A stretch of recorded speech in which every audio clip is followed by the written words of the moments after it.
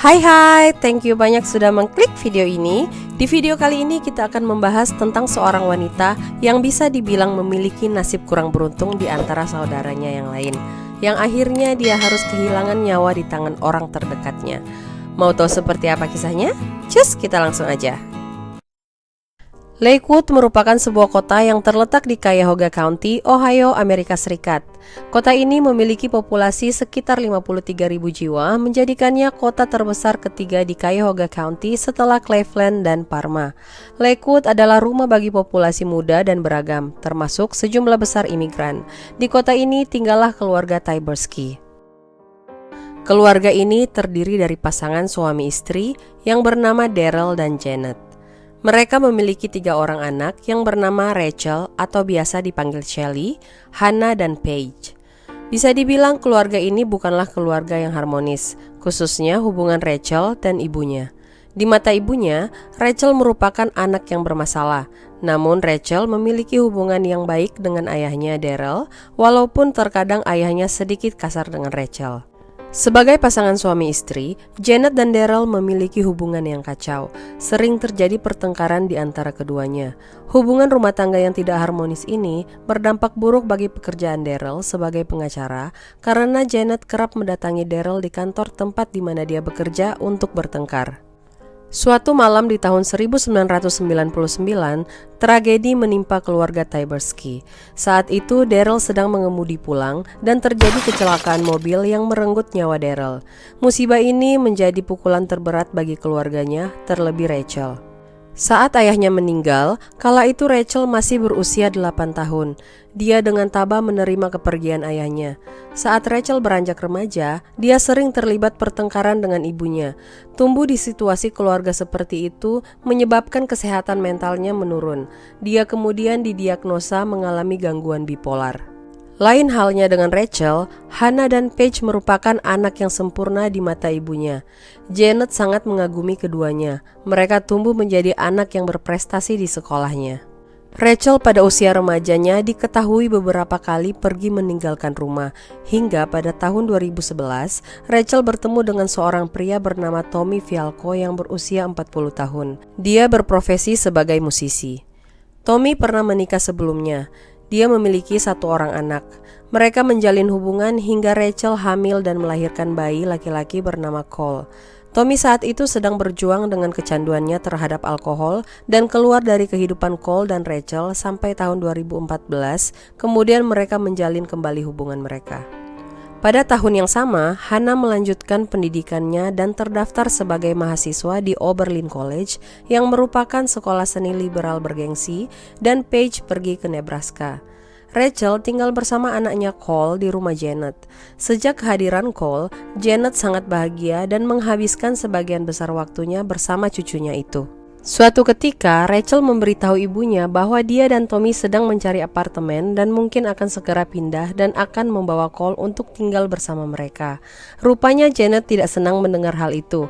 Terlebih lagi, Janet baru saja kehilangan pekerjaannya yang membuat pikirannya semakin kacau pada saat itu. Pada tanggal 15 Maret 2015, seorang pria yang merupakan penduduk Bay Village sedang memotret properti miliknya di dekat Victory Park. Tak sengaja dia melihat mayat seorang wanita di lokasi tersebut. Segera pria itu menghubungi 911 dan melaporkan bahwa dia menemukan tubuh seorang wanita di sebuah lapangan di area belakang bank salju di Ridge Village, Ohio. Polisi segera mendatangi lokasi penemuan dan mendapati bahwa wanita itu dalam keadaan pakaian yang sudah tidak lengkap dengan kondisi tubuh yang mengenaskan. Saat tubuhnya ditemukan, terlihat darah di bagian wajahnya dan pergelangan tangannya diikat dengan kantong plastik sampah. Melihat kondisi mayat korban, polisi menyimpulkan bahwa korban telah meninggal sekitar 1 atau 2 hari sebelumnya dan kemungkinan besar korban dibunuh di tempat lain dan dibuang di area itu. Wanita itu tidak memiliki identitas dan ketika polisi memeriksa sidik jarinya, mereka tidak mendapatkan hasil apapun. Pada 16 Maret, polisi menyebarkan foto-foto wanita itu beserta tato yang terdapat pada tubuhnya ke media dengan harapan ada warga yang dapat mengenalinya.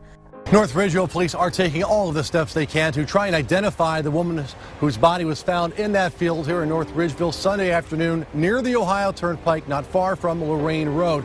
And they've taken a very rare step this afternoon at a news conference that just ended here at the police station. They actually showed us, the news media, a black and white photo of the woman's face from her autopsy today through the Lorain County Coroner's Office. Now, we have chosen not to show you that photograph tonight. Sebenarnya, polisi tidak biasanya menyebarkan foto mayat korban di media. Namun, pada kasus ini, polisi terpaksa melakukannya karena kesulitan dalam mengidentifikasi korban. Upaya polisi pun membuahkan hasil. Seorang wanita segera menelpon polisi dan mengatakan bahwa korban adalah putrinya. Wanita yang menelpon itu adalah Janet Tyberski, dan dia mengatakan bahwa mayat itu adalah putrinya yang bernama Rachel. I just saw a picture of my daughter, and I haven't seen her since Thursday night. Okay, what's your first name? Janet Okay, and your last name? Tyberski. Oh my God. Okay, it's okay. This is a nightmare. I'm sorry, what's your daughter's first name? Rochelle. Berdasarkan laporan itu, polisi langsung mendatangi rumah keluarga Tyberski. Di sana mereka bertemu dengan Janet dan Hannah. Polisi mewawancarai mereka dan merekam percakapan tersebut. Ketika polisi menanyakan Janet kapan terakhir kali dia melihat Rachel, Janet mengatakan Rachel meninggalkan rumah sekitar pukul 2.30 pagi yang dijemput oleh pacarnya, Tommy. 2:30 it would have been Thursday and Friday morning. Okay. Mom, I'm going to Tommy's. Tommy's picking me up. Okay. Did you see her leave on Thursday night? I heard her leave. You know if Tommy's been in any trouble or anything? Yeah, I think so. The ex-wife has the restraining order placed on it. Okay.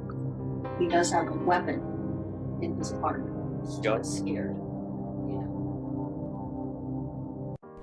Janet dengan percaya diri mengarahkan para detektif kepada Tommy dengan dugaan bahwa Tommy lah orang yang membunuh Rachel. Dia juga menyebutkan bahwa Tommy memiliki pistol, lebih tepatnya berjenis Glock. Glock sendiri merupakan senjata yang biasa digunakan warga sipil untuk berjaga-jaga atau membela diri. Polisi kemudian pergi ke rumah Tommy. Tommy tampak terkejut melihat kedatangan polisi di kediamannya. Untuk membuktikan pernyataan Janet, mereka menanyakan kepada Tommy apakah benar dia memiliki senjata api. Namun Tommy dengan tegas menjawab tidak dan berkata bahwa dia hanya memiliki nunchucks dan pedang samurai. Polisi kemudian memberitahu Tommy bahwa Janet lah yang memberitahu kalau Tommy memiliki pistol dan Tommy jugalah yang menjemput Rachel sekitar pukul 2.30 pagi. Namun Tommy membantah dan mengatakan bahwa dia tidak pernah menjemput Rachel pada jam yang disebutkan Janet. Dia juga menambahkan bahwa pada malam itu dia sedang dalam keadaan mabora. Tommy menerangkan bahwa dia dan Rachel tidak ada komunikasi sejak Kamis malam. Dia juga mencoba menghubungi Rachel namun tidak ada jawaban. Mendengar pernyataan Tommy, polisi tidak langsung mempercayai apa yang mereka dengar. Namun di sisi lain, polisi juga menyimpan kecurigaan terhadap Janet. Polisi merasa pada saat itu bahwa Janet mungkin menyembunyikan sesuatu. Pada posisi ini, Janet dan Tommy seolah saling tuduh atas pembunuhan Rachel. Polisi memiliki dua teori tentang penyebab kematian Rachel. Yang pertama, kemungkinan penyebab kematiannya karena dicekik. Dan yang kedua, dibunuh setelah dia mendapat serangan seksual. Namun, jika melihat lagi fakta pada mayat Rachel yang diikat dengan kantong plastik dan kondisi tubuh yang hampir telanjang serta bagian dadanya terlihat, sepertinya hal itu hanyalah settingan agar Rachel terlihat seperti korban penyerangan, dan polisi menyimpulkan kemungkinan besar hal itu dilakukan orang terdekat Rachel, dan Tommy lah orang yang paling dicurigai saat itu. Polisi memperkirakan tubuh Rachel dibuang pada malam hari sebelum mayatnya ditemukan di pagi hari di lokasi itu. Akhirnya polisi pergi ke beberapa bisnis lokal yang berada di area tersebut untuk melihat apakah mereka dapat menemukan rekaman CCTV yang mungkin bisa menjadi petunjuk bagi polisi. Mereka pun melakukan pengecekan rekaman CCTV dari bar dan komunitas kampus sekitar. Dari rekaman CCTV yang polisi dapatkan, mereka melihat sebuah minivan silver mengemudi masuk dan keluar dari lokasi penemuan sekitar pukul 5 pagi. Mobil itu memiliki lampu rem yang hilang di sisi pengemudi. Dan ternyata, mobil yang terlihat di rekaman itu cocok dengan kendaraan milik Janet Tyberski. Penemuan ini memperkuat kecurigaan polisi, kemungkinan pembunuh Rachel antara Janet atau Hannah, atau mungkin keduanya.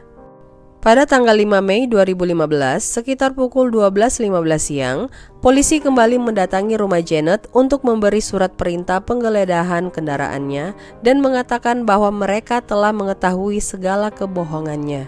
Okay. We have reason to believe that Shelley never left the house. Okay. Okay. Mm-hmm. So we know that something happened. Okay. We know that something happened at the house. Okay. What do you think? What do you Well, believe? remember I told you we do, if you watch CSI and all that stuff, Mm-hmm. we do everything possible, and we try to confirm and we try to check out what people tell us and stuff like that. Mm-hmm. And, and as part of that, like I said, we do the history, we do the, we pull videotape. There's houses and stuff that have video, Mm-hmm. and they can tell whether, if there's activity and stuff like that with businesses. I mean, we've been scouring. I mean, you have to understand, this has been, 2 weeks? Oh, I know you have. I'm no doubt. And we've come to the conclusion that something happened at the house. Okay. Do you have And that's why evidence I want to of talk this? to you. Well, and that's why I want to talk to you. No one. Probably suspect number one. Well, I like know said, it. but- I didn't do anything to her. I emphatically deny. what Pada saat penggeledahan, polisi menemukan bercak darah yang setelah dilakukan uji lab hasilnya menyatakan bahwa darah tersebut cocok dengan DNA Rachel. Pada awalnya, Janet bersikeras dan membantah atas semua tuduhan yang dialamatkan kepadanya. Namun ketika dia dihadapkan dengan bukti, Janet akhirnya menyerah dan menyatakan bahwa dia siap untuk mengaku. we had to see the vehicle. Oh. Okay. The prosecutor believes that it was used in the commission of crime. Okay. Is there something found in the vehicle? Some found the vehicle, there's some found at the crime scene. Are you able to tell me what was found? No. And I'm going to tell you right now, Janet, you know exactly what happened, you know what was done, and the evidence is going to tell us that. I know the truth. We know the truth. And You tell me what you feel the truth. no, I'm not. This isn't. Tell me what you have, and I'll tell you the truth. This is the time. You tell me what happened. I'm going to go ahead and confess to killing Rochelle. It has been escalating. I felt safety was definitely at risk. Janet mengaku pada tanggal 13 Maret dia marah kepada Rachel setelah Rachel mengatakan bahwa dia akan mengambil call darinya. Janet mengetahui bahwa pada malam itu Rachel mengkonsumsi obat tidur, dan saat Rachel tertidur, dia membekapnya menggunakan bantal. Rachel tampaknya berjuang untuk melawan, namun Janet dengan sekuat tenaga membekap Rachel sambil berkata, "Go to daddy," yang artinya Janet menginginkan agar Rachel segera mati dan menyusul ayahnya ke akhirat. Akhirnya Rachel menghembuskan nafas terakhirnya pada usia 26 tahun. Polisi mengatakan itu adalah hal yang paling mengerikan yang pernah mereka dengar. Janet kemudian meninggalkan tubuh Rachel di rumahnya selama sehari. Dia kemudian meminta Hannah untuk membantunya membuang tubuh Rachel.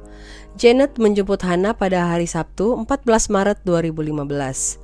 Hannah dan Janet memasukkan tubuh Rachel ke dalam minivan dan mereka tampaknya telah berkeliling selama berjam-jam untuk memutuskan apa yang harus dilakukan, dan akhirnya mereka memutuskan untuk membuang tubuh tak bernyawa Rachel di sebuah lapangan di area belakang bank salju di Ridgeville, Ohio. Pada saat interogasi, Hannah menelpon Janet di tengah wawancara polisi, dan Janet mengatakan kepadanya bahwa dia telah mengaku. Janet juga terdengar meminta maaf kepada Hannah karena melibatkannya. Pada bulan April 2017, Janet Tyberski mengaku bersalah atas pembunuhan Rachel dan dijatuhi hukuman penjara selama 19 tahun. hanya 19 tahun hukuman penjara untuk pembunuhan tingkat 1. Sedangkan tuduhan Hannah Tyberski untuk menghalangi bukti dan penyalahgunaan mayat pun dibatalkan. Dia hanya dijatuhi hukuman penjara 90 hari dan membayar denda sebesar $750. Meski putusan pengadilan sudah ditetapkan, namun polisi saat itu masih meragukan motif yang diakui oleh Janet. Polisi tidak sepenuhnya percaya bahwa satu-satunya motif Janet membunuh Rachel karena tidak ingin dipisahkan dari cucunya Cole. Karena diketahui sehari sebelum Rachel terbunuh, Janet mendaftarkan polis asuransi jiwa senilai $150.000 untuk Rachel. Kalau menurut kalian, kira-kira motif apa yang paling tepat hingga menyebabkan Janet sampai tega membunuh anaknya sendiri? Dan apakah hukuman yang dijatuhkan kepada Janet dan Hannah sudah cukup? Silahkan komen di bawah. Sebagai informasi tambahan, Tommy Fialco meninggal dunia pada Desember 2018. Namun sejauh ini tidak ada sumber yang menjelaskan penyebab kematiannya. Dalam kasus ini, menurut saya satu-satunya yang menerima dampak paling buruk adalah Cole. Dia harus kehilangan ibu, ayah, dan neneknya.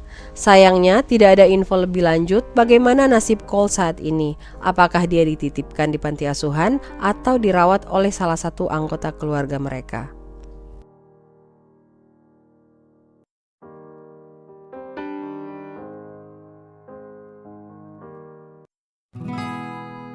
Sekian videoku kali ini, thank you banyak sudah menonton hingga akhir.